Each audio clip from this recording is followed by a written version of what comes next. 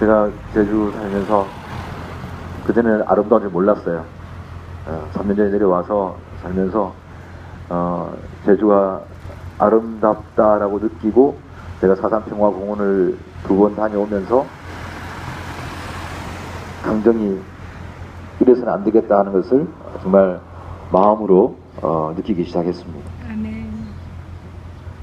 여기는 정말 돌 하나라도 함부로 이렇게 옮기거나 또 함부로 이렇게 훼손시켜서 안 되는 곳이 저는 제주라고 생각을 합니다. 대한민국에 많은 아름다운 곳들이 있지만 여기는 특별히 더 지켜져야 하는 곳이 제주입니다. 제가 아까 몬세라 까바이라고 하는 소프라노 이야기를 했지만 몬세라트에 가면 저도 그 몬세라트라는 이야기를 듣고 몬세라트는 어딜까 하고 우연히 제가 동창 친구들과 여행을 한번 가게 되었습니다. 그 몬세라트 간다길래 사실 인터넷에 조사도 하지 않고 가봤더니 나 다음에 성주관이나 피증을 하면 여기서 좀 하고 가야지 하는 생각이 들었습니다. 해발 1000m 되는 돌산에 수도원이 있습니다. 거기에는 우리가 몬세라트 하면 잘 모르지만 블랙 마돈나라고 하는 검은 성모라고 들어보셨을 겁니다.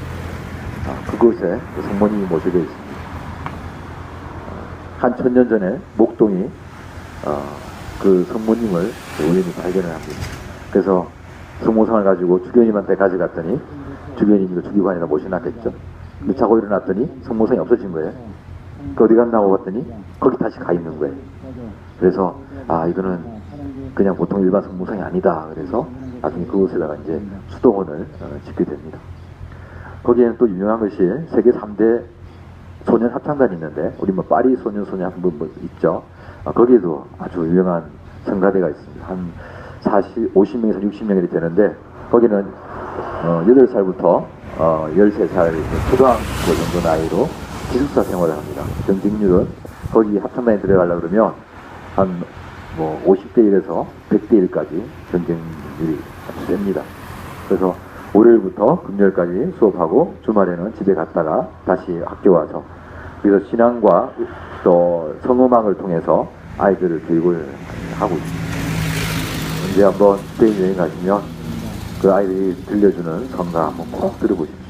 근데 거기 가도 거기도 카탈로니아 지역입니다. 거기 가면 스페인어로 말하고 카탈로니아 말로 하고 그 다음에 외국인들을 위해서 영어로 말하고 그렇게 막 이야기를 합니다. 그만큼 그 지역은 자존심이 센 지역입니다. 국기도 스페인 국기 꼽고 자기 지역 국기 따로 꼽습니다. 그만큼 고집이 세죠. 우리 제주도 고집 많지 않습니다. 그죠? 제가 살아본 지역 중에 최고의 고집은 바로 제주입니다. 뭔가 이렇게 내가 고집을 부릴 수 있게 만든 상황이 그죠? 역사가 있을 겁니다. 근데 우리는 제가 볼 때 제주가 그렇게 고집이 셀 만한 파도가 세서 고집이 센가요? 그러지 않을 겁니다. 저는 이 근래에 보면서 4.3이 가장 큰 이 제주의 역사를 바꿔버린 사건이 아닌가. 4.3을 모르면 제주를 알 수도 없고 제주의 사람들이 이해할 수 없고 이렇게 우리가 이렇게 싸우고 있고 이렇게 미사를 하고 있는 이유도 이해할 수 없습니다. 정말 그런 면에서 이제 우리가 그동안 싸워왔던 정말 우리도 지치기도 하고 그래도 이 자리를 떠날 수 없는 이유들을 우리는 또 다시 한번 돌아다 보고 하지만 우리가 이렇게 좀 센 말로 투쟁하고 이런다고 하더라도 우리의 마음은 너그러워져야 합니다. 우리 어제 복음과 오늘 복음을 이제 함께 들여다보아야 할 텐데 누가 잘못하면 가서 혼자 가서 그 사람과 그 죄에 대해서 깨우치게 하라고 우리한테 말씀을 드렸습니다. 타일러라 그랬습니다.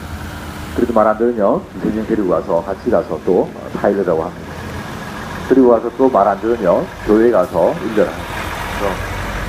그 위에 근데 이렇게 가서 타이르고 한다고 하는 것은 그 사람의 죄를 단죄하려고 처벌하고 그런 뜻이 아닙니다. 그것을 통해서 그 사람이 오늘 그 복음의 시작은 그 죄라고 이야기를 했습니다. 그 죄에서부터 벗어나게 하고 죄로부터 벗어나면 화해가 되고 일치를 이룰 수가 있습니다. 우리가 죄를 짓는 것 하느님과의 단절이고, 우리가 죄를 용서를 청하고 용서받고 하면 다시 하느님과 우리가 하나가 되는, 가까워지는 친밀함을 누리게 되는 것입니다. 그리고 오늘 복음에서도 용서하는 게 얼마를 용서해야 됩니까? 라는 말씀도 같은 맥락으로 우리가 들다 보면, 우리가 이렇게 많은 시간들을 통해서 이렇게 지내고 있는데, 그렇지만 그들이 잘못하고 있는 것, 그들이 잘못 생각하고 있는 것 우리가 지적해주고 알려주어야 합니다. 그것은 우리의 의무입니다. 그들이 우리에게 어떤 나쁜 짓을 하더라도 우리가 해야 할 일은 해야 합니다. 왜냐하면 그것이 우리의 양심이고 그것이 하나님의 법이기 때문에 그렇습니다. 우리는 평화롭게 싸웁니다. 그죠? 정말 우리는 무폭력입니다. 근데 그들은 공권력이라는 이름으로 우리를 누릅니다. 잡아가고 가두고, 지금도 이번 행사 때도 교황님 오신다니까 전국의 광화문에 모이는 버스에 경찰 한두 명을 다 태운다고 그러죠. 왜 태울까요? 나쁘게 말하면 경찰이 할 짓이 없어서 그렇습니다. 교황님은 방탄차도 싫다고 그러시는데 건물 옥상에는 저격수들이 올라가 있을 겁니다. 교황님은 더 심하게 말하면 나 총 맞아도 좋다라고 하는 표현이기도 합니다. 정말 나를 죽이려면 죽여라라고 하는 메시지이기도 한 것이죠. 무폭력이 무엇인지를 사실은 공군이가 잘 모르는 거예요. 그리고 세월호 신자들한테 거기에 교황님 행사장에서 미사할 때 못 보게 하려고 펜스를 친다고 그러고 또 쫓아내려고도 하고, 보기 싫다고 하는 거죠. 참 여러분들 뉴스를 통해서 여러 가지 통해서 세월에 대해서 많이 들으시겠지만, 왜 우리의 마음으로 우리의 양심으로 이런 일들을 해결하지 못하는가? 우리가 서로 화해하고 용서하고 그래서 평화를 가질 수 있는 방법은 우리 양심을 통해서 서로 만나고 대화를 해야 하는데, 그들은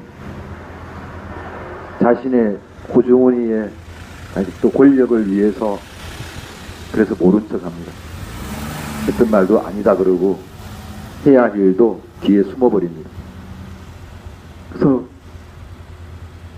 저 사람들을 보면, 정치인들을 보면 우리의 미래를 어떻게 희망차다고 이야기할 수 있겠는가?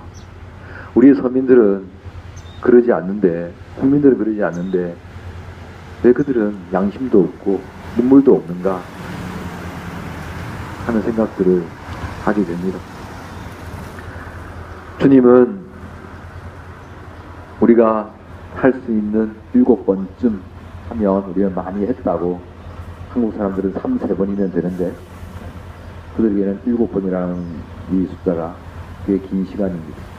근데 주님은 7번이 아니라 거기에다가 그걸 70번씩이라도 하라고 말씀하십니다. 그러면 우리는 해야 합니다. 하지만 그 용서를 위해서 저는 용서를 해줘야 되지만, 또한 용서를 청하는 사람도 있어야 합니다. 그래야만 서로가 관계를 맺고 하나가 됩니다. 우리가 결국 살고자 하고 우리가 평화를 얻게 되는 그 상황은 서로가 하나가 될 때 사랑을 느끼게 되고 평화를 느끼게 되는 것입니다. 그리고 누릴 수 있는 것입니다.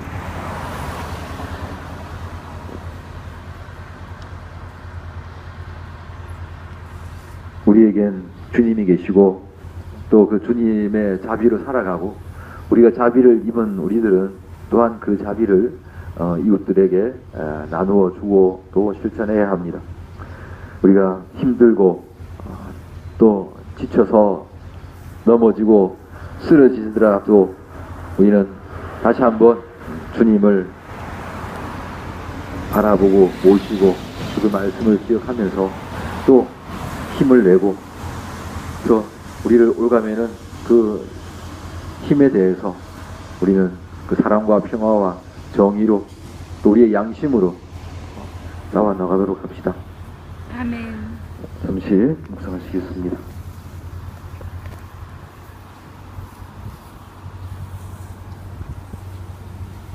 아멘.